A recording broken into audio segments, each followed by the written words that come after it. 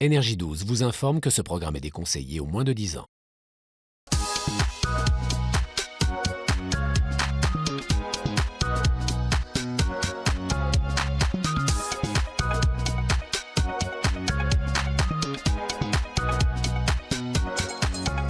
Bienvenue dans ce nouveau numéro de Tellement Vrai.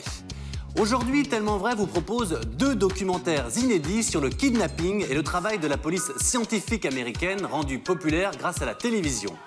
Mais la réalité est souvent bien différente de la fiction. Les images que vous allez voir vont vous plonger au cœur d'enquêtes criminelles authentiques avec la participation de vrais experts de la police américaine.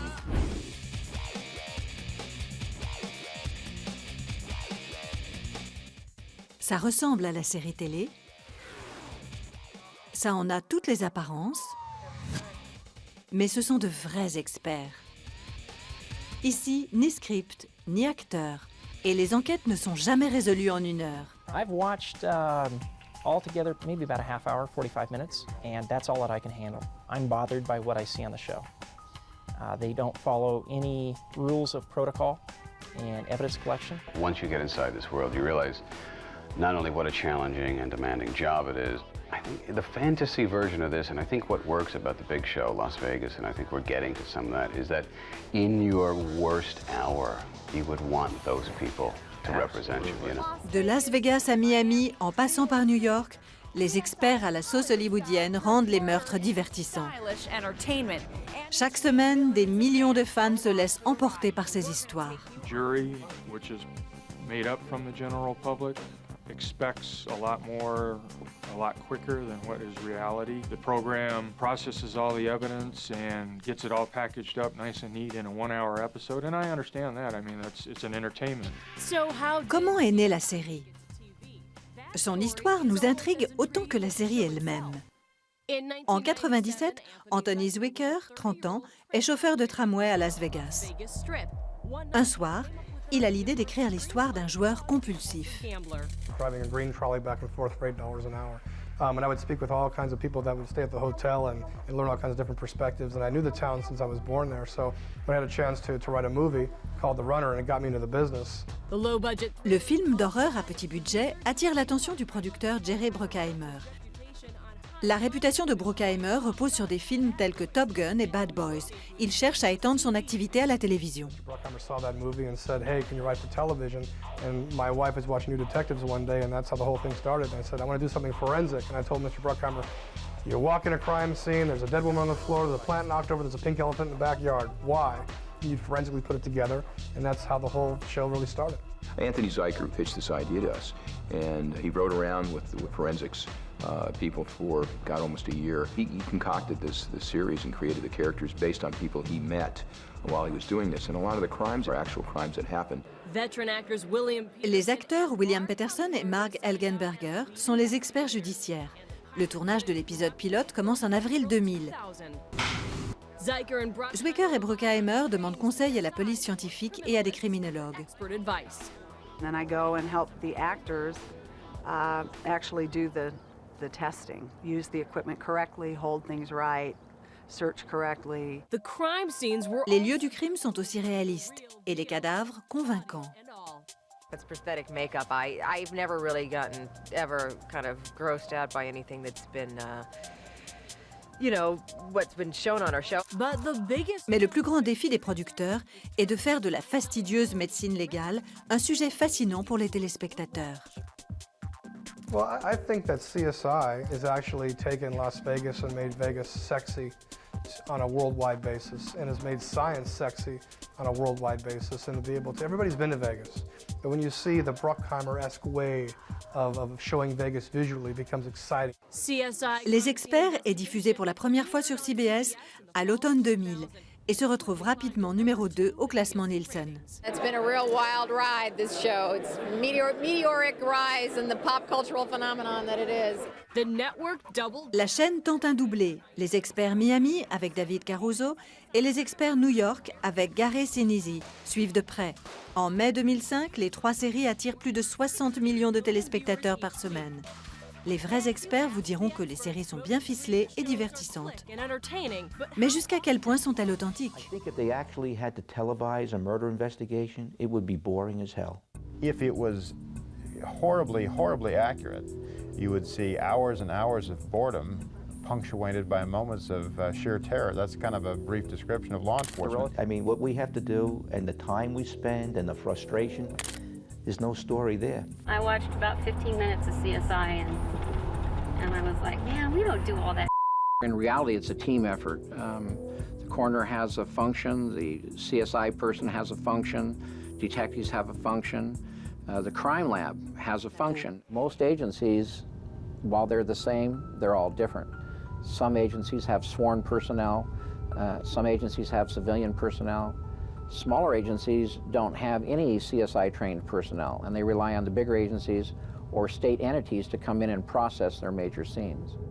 Policiers ou civils, ces experts judiciaires ont plus de points communs entre eux qu'avec leurs homologues télévisuels. There is no such animal as the CSI people you see on TV. We don't interview bad guys.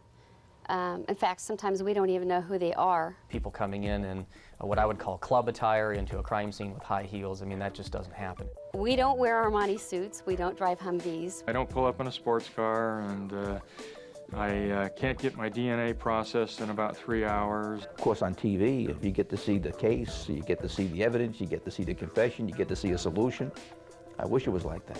CSI is entertainment, and it's fun. The problem is, if you think what you see on CSI is what really happens in criminal investigation, then we have a major problem on our hands, because it couldn't be farther from the truth. Pour connaître la vérité, nous accompagnerons une vraie unité d'experts partie enquêter sur le cambriolage d'une banque, sur un suicide et sur une fusillade. In the Sacramento County Sheriff's Department, I kind of have a unique role. I'm a deputy sheriff, first and foremost. So I have powers of arrest. But the sole duty of my job as a CSI officer is to provide crime scene investigations work. Evidence collection, fingerprint collection, photography, videotape.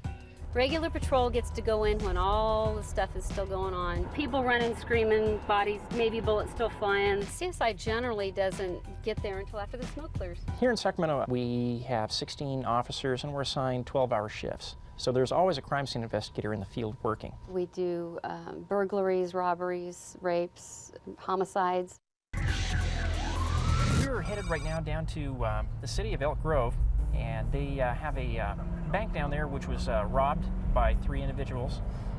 So we're going to go down and see what we can find as far as evidence left behind by the suspects there at the scene that we can collect and that we can gather some evidence from.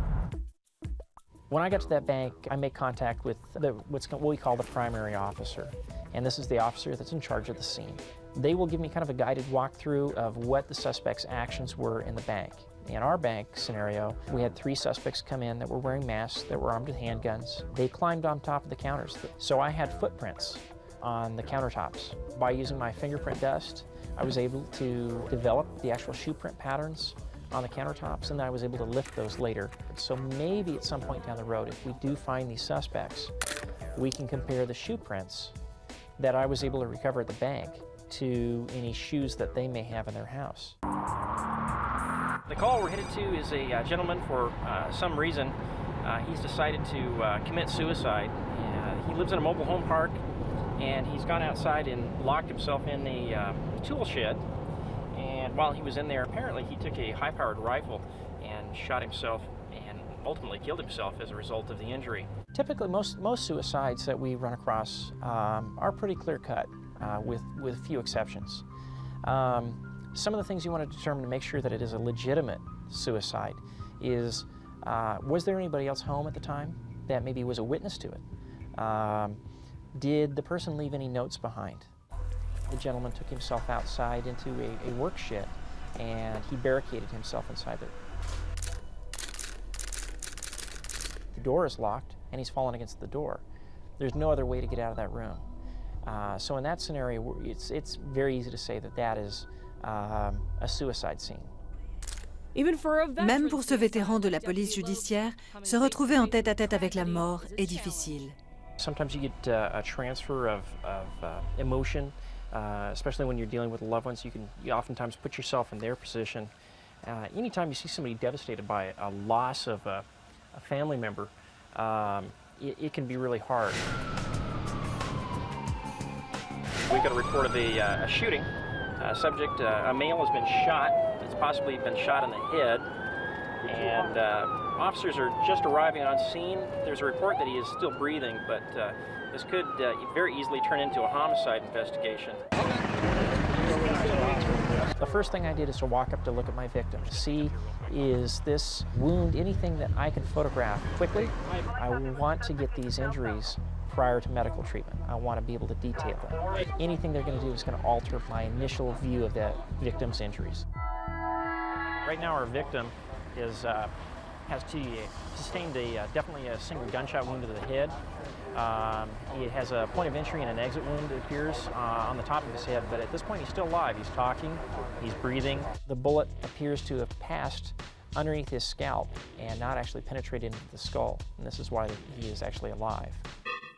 So at the scene, we began searching the area looking for a shell casing. But part of the problem we have now is there's so much traffic going in there, foot traffic, that potentially that shell casing could be crushed down into the lawn. So we'll have to utilize a metal detector to attempt to find this casing. We were never able to recover one. We did recover the victim's shirt, which has gunpowder burn. We took his pants, and we collected 2 lollipops that were there at the scene. I'd like lollipop up on the sidewalk, just for now, and then the one that's back out here in the street. Bags are placed into evidence lockers here at our building. These lockers, once we shut the door, the lockers lock tight. I cannot get back into them. The only people that have keys are our property warehouse personnel. They collect the evidence from these lockers and they take it to our property warehouse. This area behind me is our booking area. This is where all the property is. We gather it up from the different station houses in different areas. It's waiting to be booked and processed and put into the computer. The officers that work here process the property, and then we store it back in the warehouse proper.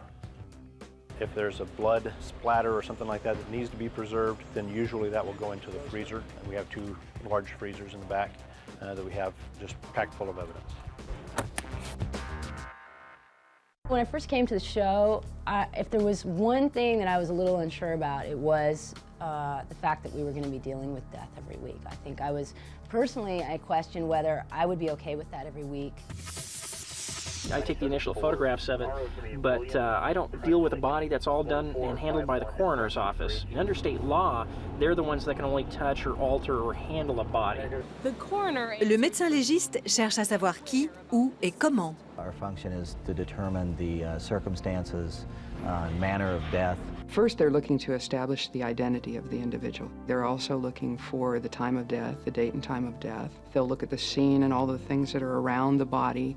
They're making an assessment whether or not there needs to be an autopsy. Essentially, a coroner's investigator becomes an advocate for the deceased. In most cases, when somebody's died suddenly, unexpectedly, like a traffic accident, the deputy coroner will determine who the next of kin is and then attempt to go out to their house and make that notification in person. It's very difficult to deal with the families and to tell them that their loved one has died or been killed. There's nothing you can do past that point to help somebody with their loss, with their grieving. That's the hardest part for me. I have had one day where I had 2 children, separate motor vehicle accidents, one age 13 and one age 16, and I had to notify both mothers on the same day. And after that day, it was difficult to come to work the next day. If I were to compare it to what I've seen on CSI, and I think the person who dies on these shows, that person is lost in the whole whodunit theme. At least here in this office, we try to maintain the dignity. The ultimate goal here is to provide the families that we serve the answers for them about why the person they love died. Take a tour of our morgue here. If you could respect these Bellevue-type arches, which is very cool. Always dark. That I never understood. It's like they're in some, dark room trying to evaluate why somebody died, when this is a very visual art and science. And what we see really is very important. Over here, of course, are our lockers where we keep the dead bodies. And see, it's television. Nothing there. Through these doors is our refrigerator where we house our decedents between autopsy and the time that the mortuaries come to pick them up. We can house about 200 comfortably. We print every decedent that comes in. We use it for identification, positive identification. A lot of the times we'll use it on a John Doe that comes in, and then he would be wheeled in the refrigerator, and he'd wait until tomorrow for autopsy. That will lead to the internal examination, which is the dissection that most people associate with the autopsy itself.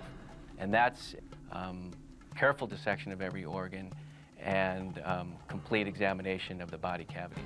So this is a typical autopsy table. The decedent's head would be elevated on the head block, and the body lies here, and as the autopsy is done, the fluids from the autopsy will go down the trough in the table and run down the sink. This is the special autopsy room where we do homicide or suspicious deaths, criminal deaths in here.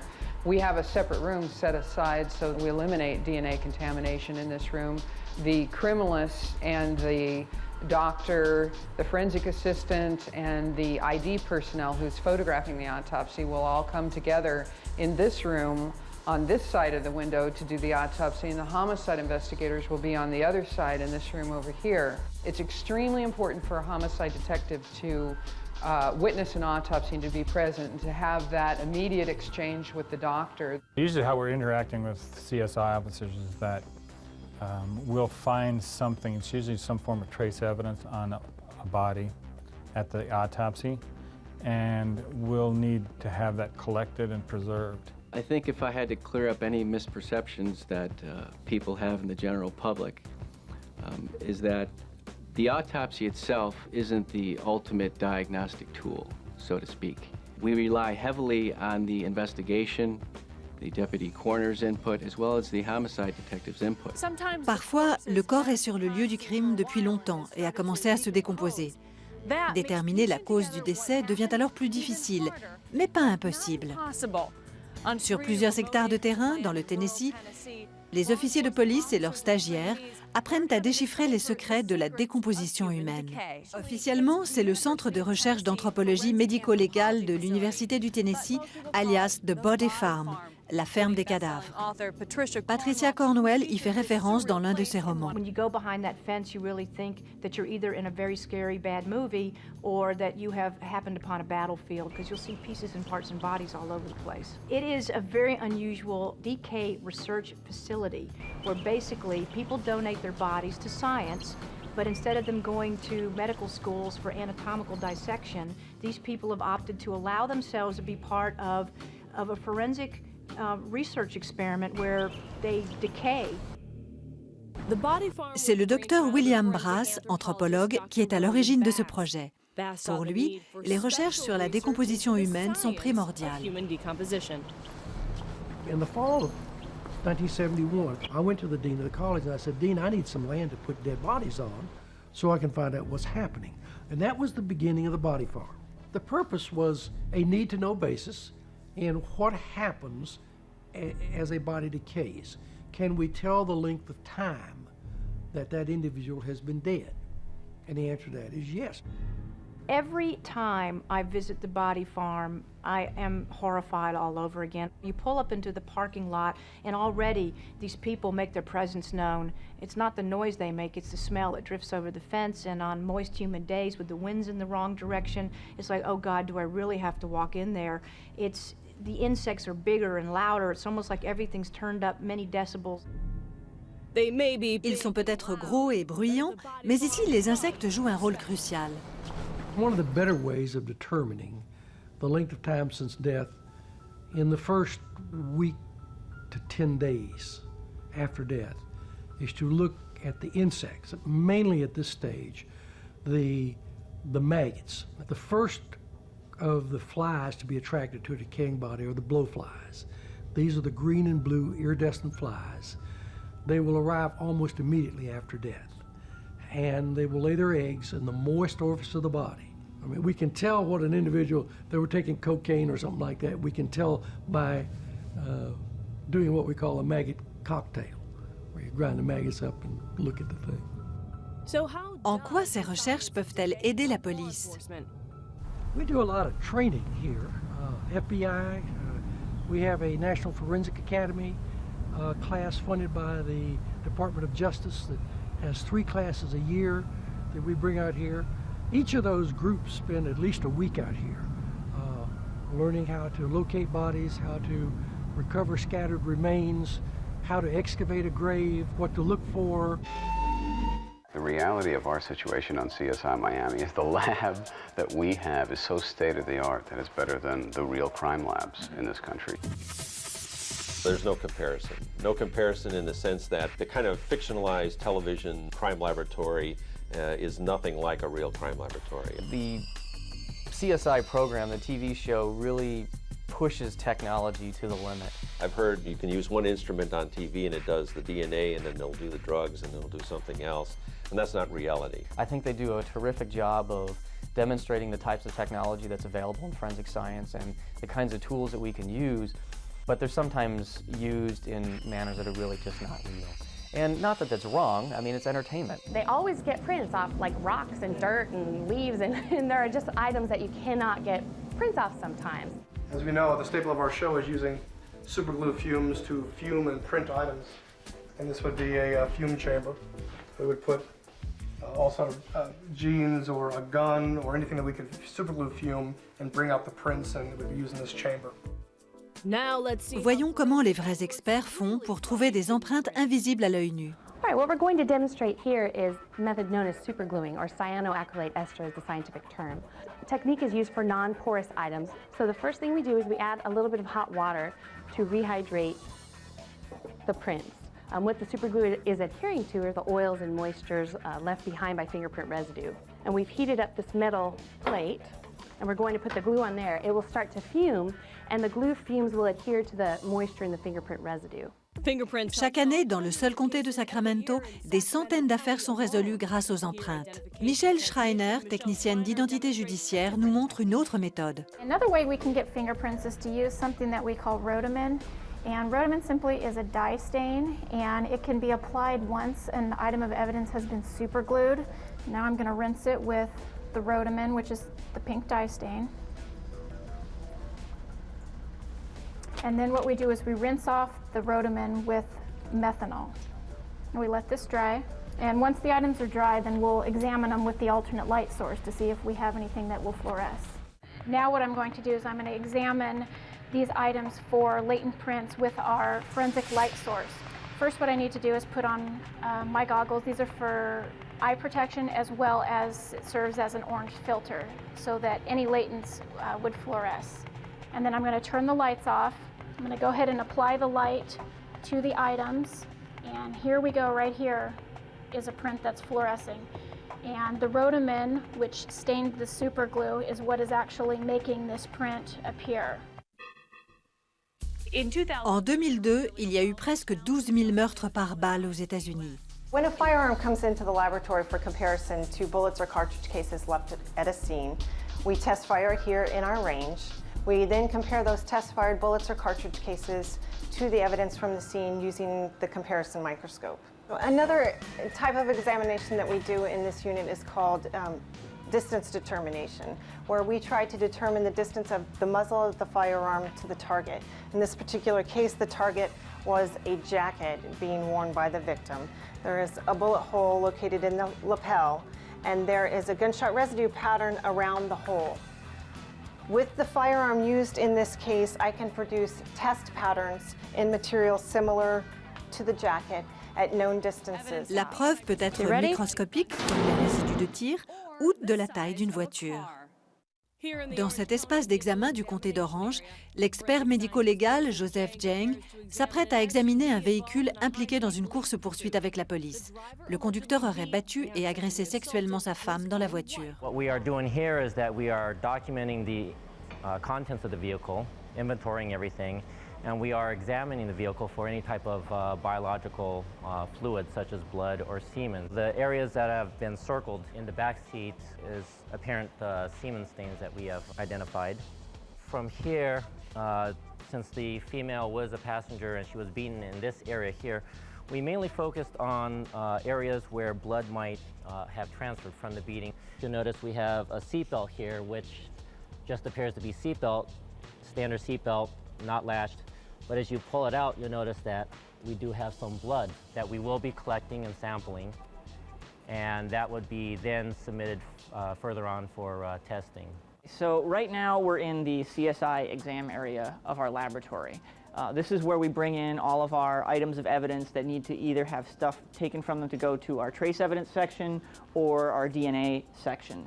We have lots of big tables here to spread things out on and look at them. We have magnifiers so we can look for small things. We have stereo microscopes to look for even smaller things.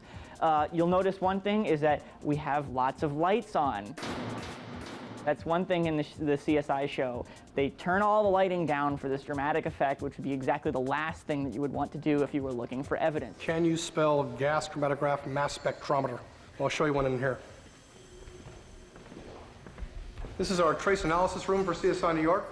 It's where we take all the trace evidence, any kind of drugs or any sort of trace evidence, hair, fibers, blood, and put it into machines that actually deconstruct every atom to let you know exactly what it is. Gas chromatography mass spectrometers is kind of a mouthful, GCMSs for short, are definitely on the set of CSI, and they're used for a lot of different things on that show, but the types of samples that we look for are on these instruments. We have the capability of looking for over 900 different compounds, different classes of drugs, both legal and illegal, as well as different toxins and poisons.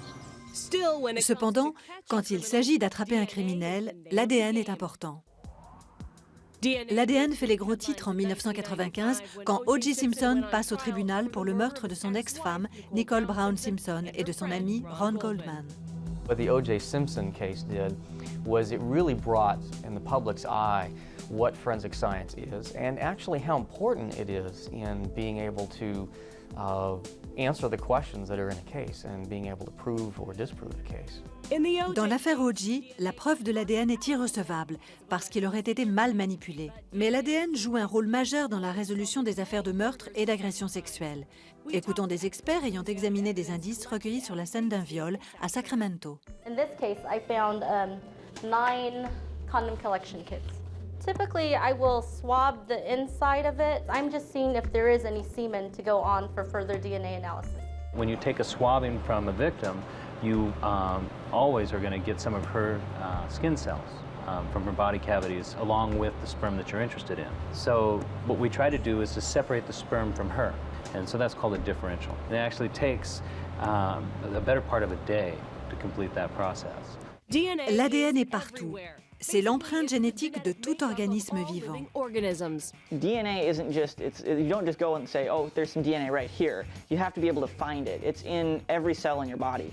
And you have lots of different kinds of cells. When we finally develop a DNA profile from a biological sample, say semen or sperm, and we have a single source profile, the random probability that someone else in the general population would have that exact same profile typically is around 1 in, say, 100 quadrillion. I think one of the things I've learned about that profession is the mental toughness that goes into it. I don't know how they do it. We have had officers request to be reassigned out of the unit after looking at so many dead people, or specifically so many dead children. I mean, we don't generally see people at the best time in their life. We're usually there at the worst time in their life. The family has found their loved one murdered. The family has just lost an infant. And it does take a toll on my officers. Child suicides, I've had several of those. The youngest suicide victim I had was a 12-year-old boy who didn't get good grades at school. And was worried that his parents were going to come down on him hard and ground him. So he hung himself in his bedroom closet with his belt. I remember him to this day. I remember his parents in the, sorry, this is, I remember his parents in the trauma room at the hospital, seeing him afterwards, so that's saying goodbye to him. Most of us all have kids, and to see a kid make a choice like that at 12 years of old, that he felt he had to throw his life away because he was not going to please his parents. How can that not affect you? Comment? C'est bien la question. Beaucoup d'experts judiciaires ont du mal à reprendre leur vie quotidienne à la fin de la journée. On the scene, you focus on, at least I do, focus on the job. Especially if it's a dead person, you know, justice has to be done. The hard part for me is always afterwards. I can put it away. I hang up my uniform and I hang up my job, and that's it. And if worse comes to worse, I'm very lucky. I have a husband who is retired from law enforcement. And I can always wake his butt up and say, hey, I got to tell you about this. As you talk about something and you come to an end of a conclusion and you see the family members shaking their head and you know you've done your job. Or when you talk to the jury and you tell them and you get the same reaction out of a jury, you know you've painted the picture so that they understand what took place at that scene because they're truly there with you. Mais l'influence de la série Les Experts rend les jurés beaucoup plus sceptiques et la condamnation des criminels plus ardue. You have a situation where people are just enamored with forensic science. So you have victims who, in a residential burglary, when, for the most part, all we're really able to collect and deal with is fingerprint evidence, they're wanting their whole house gone through. They want DNA collected, they want hair and fiber searches, and I've seen it on TV, why aren't you doing it here? And so it's putting undue pressure on attorneys to prosecutors and prosecuting their cases, trying to explain why things weren't done in certain areas. Quite often I get a district attorney that will ask me that question. Can you compare your job of what you do as a CSI officer to the TV show, and how is it different? And typically my standard answer is it probably is like comparing Star Wars to the space shuttle program.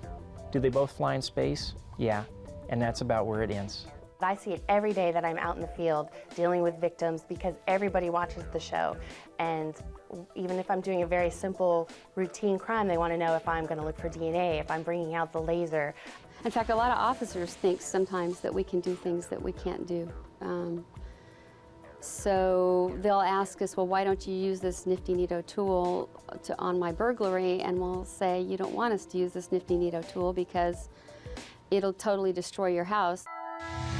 We, the jury, in the above entitled action, find the defendant, Robert Blake, not guilty of the crime of first-degree murder of Bonnie Lee Bakley. 12 hommes et femmes acquittent l'acteur Robert Blake du meurtre de son épouse. They couldn't put the gun in his hand. Circumstantial evidence. There was no GSR. There was no blood on the clothing. There was nothing. You're seeing jurors who wanted more information out of some of the items of evidence that they didn't get, and because they couldn't get it, in their minds, their reality is it can be done. I've seen it on TV. Why was it not demonstrated here? L'influence de la série se ressent aussi à l'extérieur du tribunal. Can be incredibly helpful in terms of getting research funding, operational funds for laboratories, boosts in education, and just general prominence that brings you to the attention of people who make decisions. En 2001, Gil Grissom se rend à Washington. La vedette de la série, William Peterson, intervient auprès du Congrès pour qu'il augmente le financement des laboratoires de police scientifique. I would say that we're ever grateful that he would have even taken the time to do that, to go and profess how important our profession is to the point that it's given forensic science now some resources. But yet you look at the reality of real experts, real people doing this day in, day out, and their weight didn't carry as much as, you know, the star of CSI did. Chaque année, près de 50 000 enfants sont enlevés dans le monde. Le documentaire que vous allez voir donne la parole aux victimes et à leurs familles. Comment ont-elles vécu leur enlèvement, leur libération, les jours qui ont suivi? Comment se passe l'enquête et la traque des ravisseurs? Les réponses tout de suite avec ce documentaire inédit. Adam Walsh, 6 ans. Polly Klaas, 12 ans. Elizabeth Smart, 14 ans. Sean Hornbeck, 11 ans. Leurs histoires ont fait les gros titres et ne seront jamais oubliées. Mais un nombre incalculable d'autres enfants sont victimes tous les jours de ce crime vicieux qu'est un enlèvement. Près de 200 000 enfants par an sont kidnappés par un membre de la famille, très souvent un parent qui n'a pas la garde. 2000 enfants seront portés disparus aux États-Unis aujourd'hui, environ 800 000 par an. La bonne nouvelle, c'est que plus de 99% de ces enfants rentreront chez eux sains et saufs. Les enlèvements ont commencé à se répandre le jour où les criminels se sont rendus compte qu'ils pouvaient demander une rançon pour la vie d'une personne. Mais grâce à des peines plus lourdes et une meilleure application de la loi, les enlèvements pour de l'argent sont de moins en moins courants. Hélas, un enlèvement d'un tout autre genre continue à terroriser les parents et les proches. On compte environ une centaine de cas très graves et très dangereux par an, où un enfant est enlevé par un inconnu pour être assassiné ou retenu contre son gré. Quand un enfant est enlevé et que le ravisseur n'est pas un membre de la famille, le motif est souvent d'ordre sexuel. La majorité des auteurs de ces crimes sont des hommes, bien connus de leurs jeunes victimes. On sait que dans plus de 70% des cas, l'auteur du crime n'est pas inconnu de l'enfant. Cela ne devrait surprendre personne qu'un prédateur sexuel cherche à devenir un mentor, ou un entraîneur, ou un bénévole auprès d'un groupe de jeunes.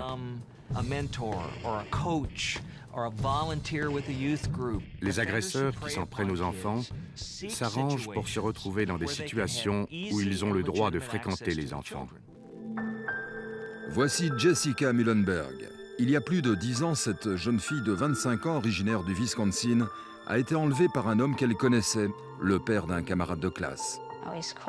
Je me demande toujours, même si je sais que je ne pourrai jamais retourner en arrière, si j'avais dit quelque chose, est-ce que tous les problèmes que je dois affronter aujourd'hui disparaîtraient? Si je le voyais, j'aimerais lui demander pourquoi il m'a fait toutes ces choses et pourquoi il m'a choisi moi. Jessica vient de fêter ses 9 ans quand elle rencontre Stephen Paul Oliver. C'est ici que j'ai grandi. À ma droite, c'est la maison dans laquelle ma famille vivait, la maison bleu-grise. Et une maison plus loin, sur la gauche, est la maison où Stephen Oliver habitait. Stephen Oliver venait de s'installer à côté de chez nous. Il était divorcé et avait la garde de son fils. Il m'a dit que son fils était timide et introverti et m'a demandé si mes enfants pouvaient essayer d'être amis avec lui. Le week-end, tous les enfants du quartier jouaient ensemble dans les champs derrière les maisons. On était toujours à jouer dehors et il était très gentil. Jessica déclarera plus tard au tribunal que la gentillesse de Stephen Oliver n'était qu'un cruel écran de fumée. Il achetait des glaces à tous les enfants et c'était toujours à moi que revenait la tâche de récupérer les détritus de tout le monde et de rentrer les jeter. Il me suivait alors dans la maison. Il en profitait pour me caresser sous mes vêtements. Même hors de son quartier, Jessica ne peut échapper à Stephen Oliver. Il offre ses services à l'école de la petite fille. Quand j'étais en CE2 et en CM1, Stephen Oliver était assistant dans ma classe. Son fils et ma fille avaient le même âge et étaient dans la même classe. Il était tout le temps près de moi, à me coller. Et à la récréation, il me suivait partout. Il était toujours là. Puis un jour, Jessica reçoit une nouvelle qui s'annonce bonne. Mon beau-père, Jack, a été transféré à Stevens Point, dans le Wisconsin. Je me suis dit qu'une fois qu'on aurait déménagé, les abus cesseraient.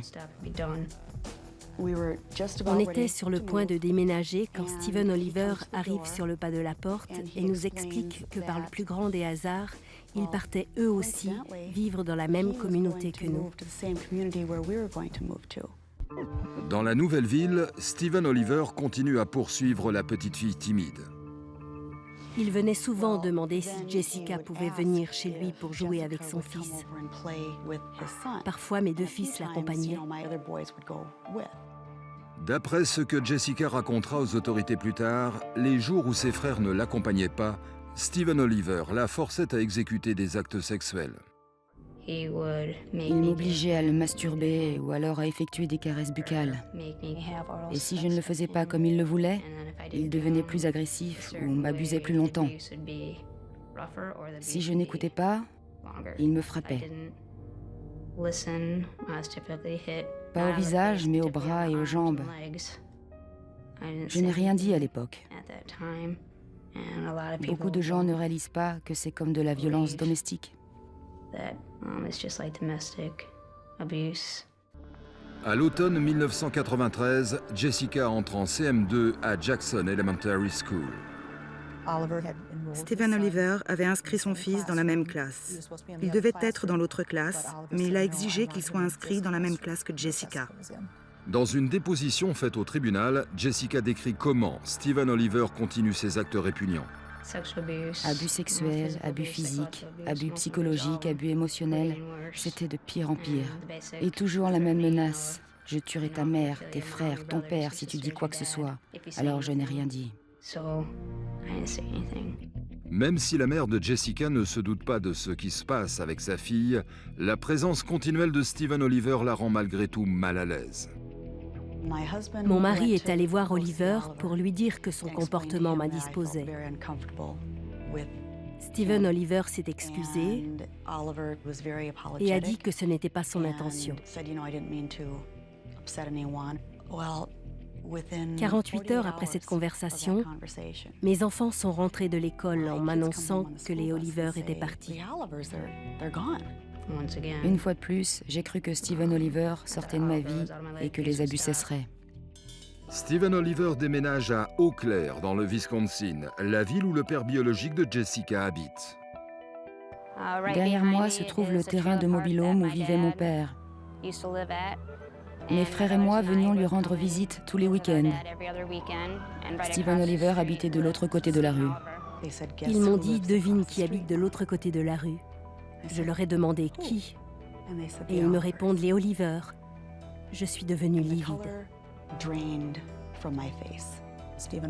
Stephen Oliver s'arrangeait toujours pour être là chaque fois que Jessica rendait visite à son père. Je suis allée voir la police et je leur ai parlé. Comme Stephen Oliver n'avait rien fait d'illégal, il ne pouvait rien faire. J'ai appelé mon ex-mari et j'ai essayé de lui expliquer que je trouvais cela vraiment louche. Il disait que j'exagérais. Il avait confiance en Stephen Oliver. Stephen Oliver convainc le père de Jessica de les laisser, elle et ses frères, participer à un club d'écriture qu'il a créé pour les enfants du village de Mobile Home. Stephen Oliver a dit que les éditions Random House l'avaient contacté pour qu'il crée un club d'écriture avec une dizaine de jeunes.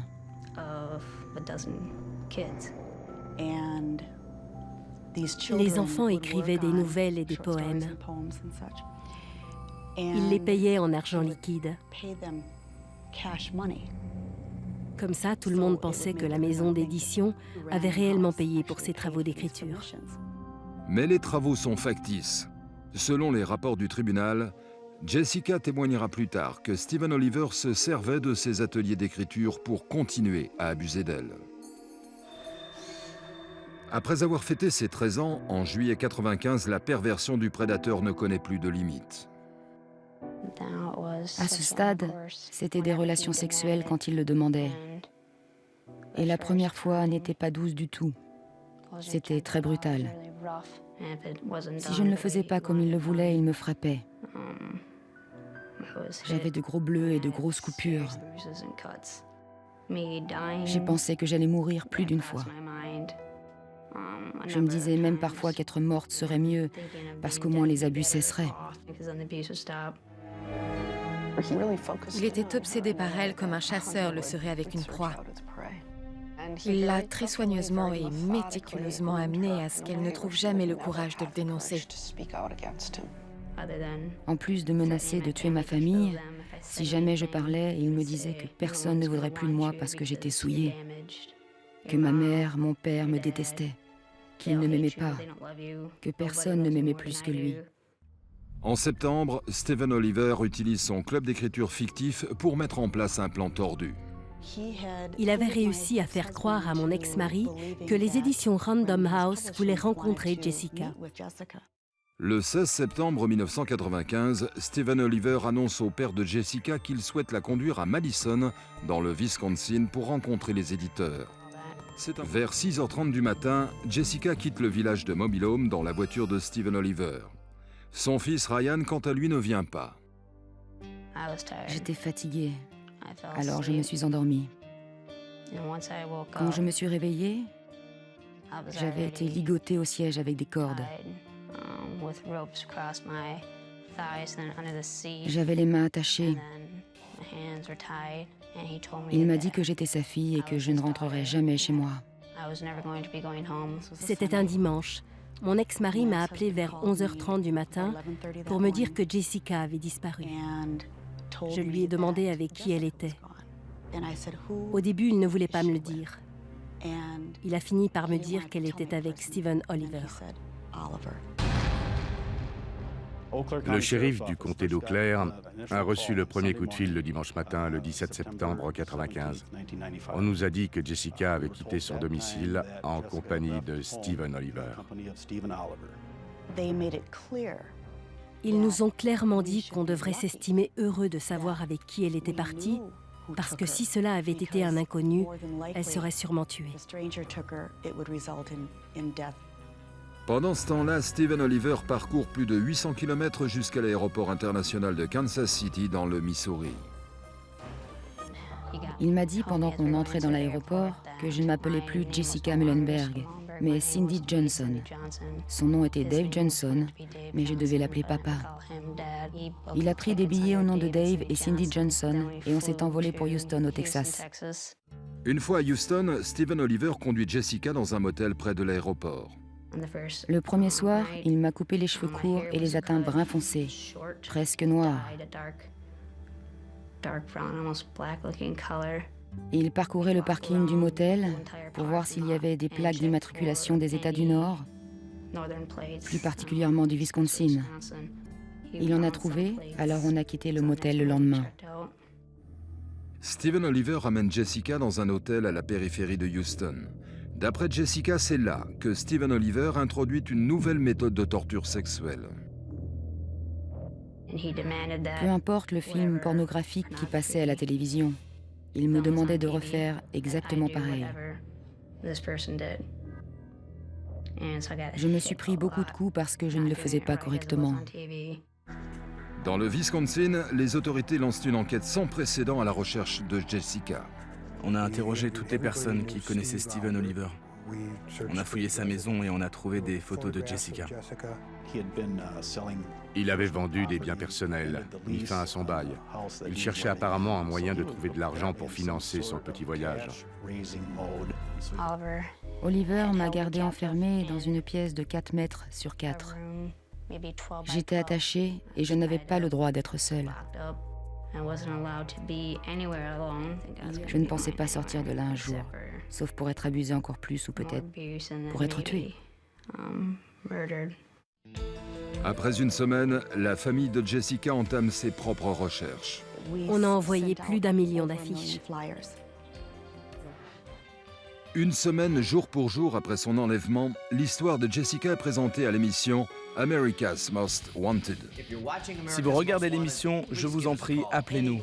Le moindre petit indice peut nous aider à résoudre cette affaire. Des pistes nous venaient de partout du pays, mais elles ne menaient nulle part. C'était horrible, un vrai cauchemar, on ne dormait plus. Vous vous imaginez toutes sortes de choses parce que vous ne savez pas ce qui se passe réellement. Il y avait cette crainte qu'il soit amoureux d'elle et qu'il se dise « Si je ne peux pas t'avoir, alors personne d'autre ne t'aura ». C'est ce qui était le plus effrayant. Mon esprit ne pouvait imaginer qu'une parcelle de ce qu'il pouvait lui faire. La rage bouillait en moi et je savais que si c'était moi qui le trouvais, je le tuerais.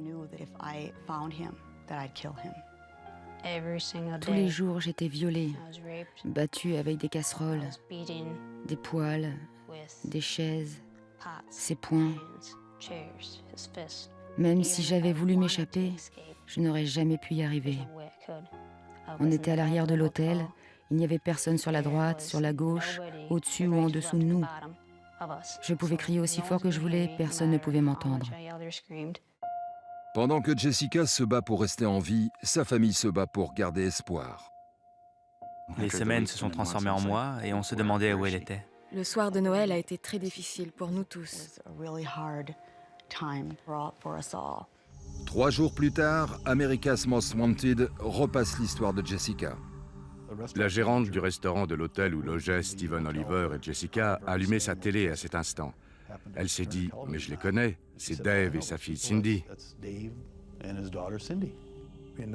Plus je lui parlais, plus j'étais convaincu qu'elle avait bien vu Steven Oliver et Jessica Muhlenberg.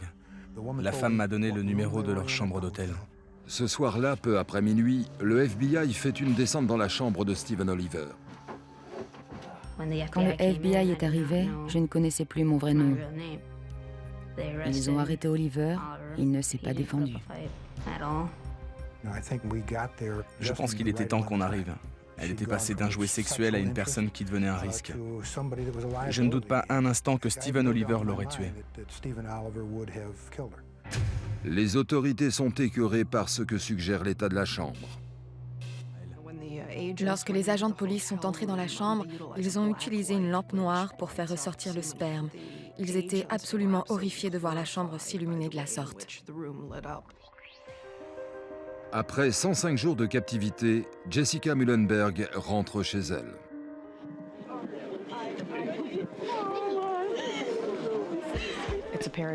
C'était vraiment paradoxal parce que d'un côté, elle avait l'air très bien, mais de l'autre, elle avait l'air affreuse.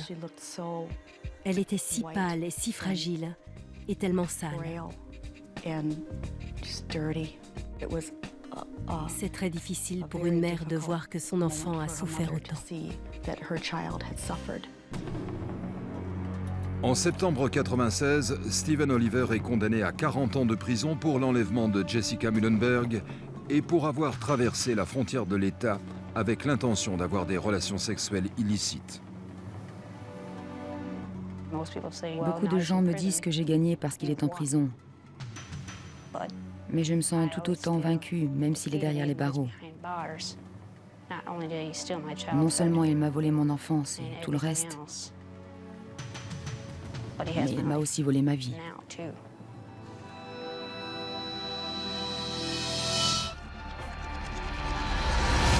Aujourd'hui, Todd Beckett nous raconte son histoire. D'après les rapports de police, Todd a été enlevé quand il avait 13 ans. Faire ce qu'il me disait de faire me permettait de rester en vie. Je ne voulais pas mourir. Todd dit n'avoir essayé qu'une seule fois de se sauver. S'enfuir était trop risqué. Il a pointé son arme sur moi et m'a dit « Je peux te tuer comme je veux ». Il a vidé son 22 mm entre mes jambes. Il m'a dit « Je peux faire mal à ta famille parce que je t'ai, toi ».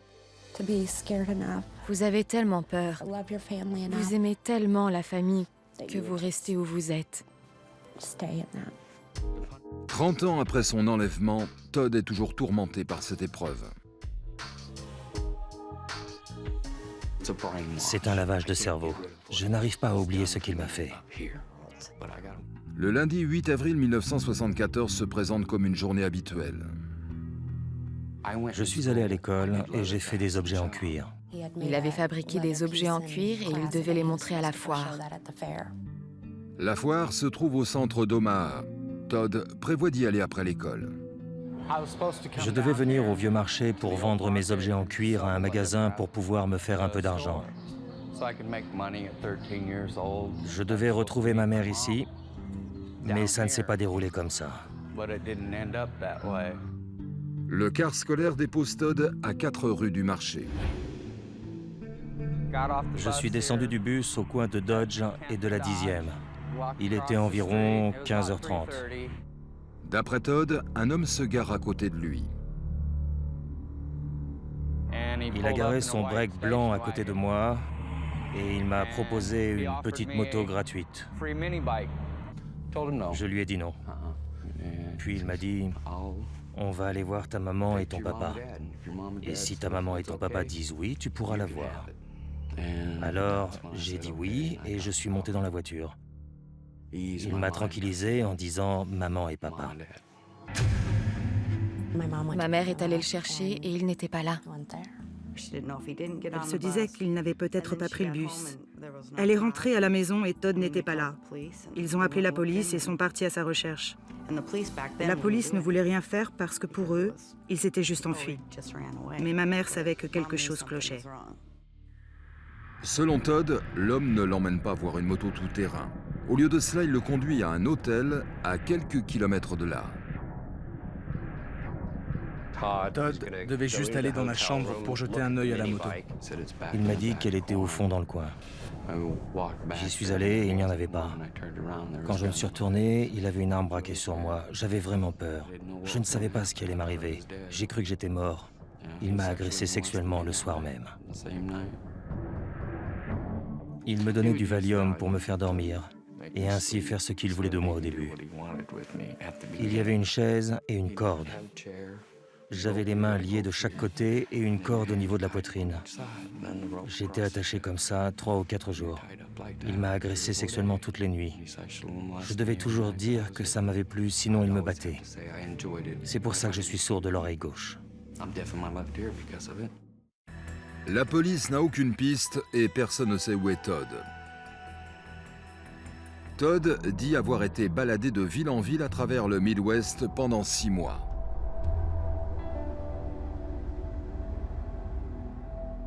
Il ne m'a jamais dit ce qu'il avait l'intention de faire avec moi. Il s'assurait juste de dire à tout le monde que j'étais son fils. Il demandait une allocation familiale pour moi et avait des bons de nourriture. Pendant ce temps-là, les parents de Todd engagent un détective privé, Denny Whelan. Mon père travaillait sur beaucoup d'affaires de jeunes qui fuguaient ou se droguaient. Il avait une bonne réputation pour retrouver les enfants recherchés. Je me souviens que ma mère disait à Denny, « Je veux qu'il revienne. Même s'il est mort, je veux le revoir. » Mais le ravisseur de Todd se montre insaisissable. Il avait un kit de barbe avec lui. Il avait 4 numéros de sécurité sociale différents et 20 identités différentes. Pour semer les enquêteurs, il a demandé à Todd d'appeler son frère. Il a écrit ce que je devais dire. Alors je l'ai appelé et je lui ai dit que j'étais dans le Tennessee, que j'étais avec 3 de mes copains et que je ne rentrerai pas, qu'il ne s'embête pas à me chercher. Mais la tactique se retourne contre lui. Les autorités localisent le numéro de téléphone et identifient Terry Roy Holman, un ancien détenu en fuite. C'est à ce moment-là qu'ils ont lancé un mandat d'arrêt pour enlèvement. Terry Holman était un délinquant sexuel connu. Denny Whelan avait les preuves et il était déterminé à l'arrêter.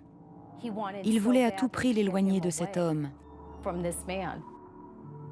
Terry Holman commence alors à se servir de Todd comme appât humain. Il se servait de moi pour sympathiser avec d'autres garçons et les ramener à la maison. Il leur faisait boire des grenadines qui avaient été frelatées. Ça les faisait dormir et il pouvait les agresser sexuellement tout en m'obligeant à regarder. Je ne voulais pas le faire parce qu'il faisait du mal à quelqu'un d'autre. Mais si je ne le faisais pas, il me battait et je ne voulais plus souffrir. Il a même agressé un petit garçon de 3 ans dans un plâtre. Après 18 mois de terreur, Todd est sauvé par le détective privé Denny Whelan. À l'aide de relevés téléphoniques et des dossiers de l'aide sociale, Denny Whelan retrouve la trace de Terry Holman dans la petite ville de Clarkston, dans l'État de Washington. J'ai prévenu le FBI. On a conçu un plan, surveillé la maison pendant 6 heures, puis on a pris la maison d'assaut sans problème. La première personne que j'ai vue a été Denny Whelan. Il m'a dit « Je suis ici pour ta maman et ton papa ».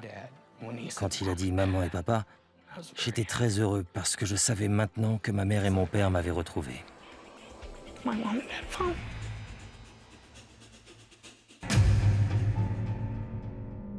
Un homme a été arrêté pour agression obscène. Il a un casier judiciaire depuis l'âge de 14 ans. Il m'avait tellement bourré le crâne que je lui ai dit « Au revoir, papa ». Le 13 octobre 1975, Todd Beckett rentre chez lui. Ma mère était tellement contente. Elle le tenait comme si elle n'allait plus jamais le lâcher.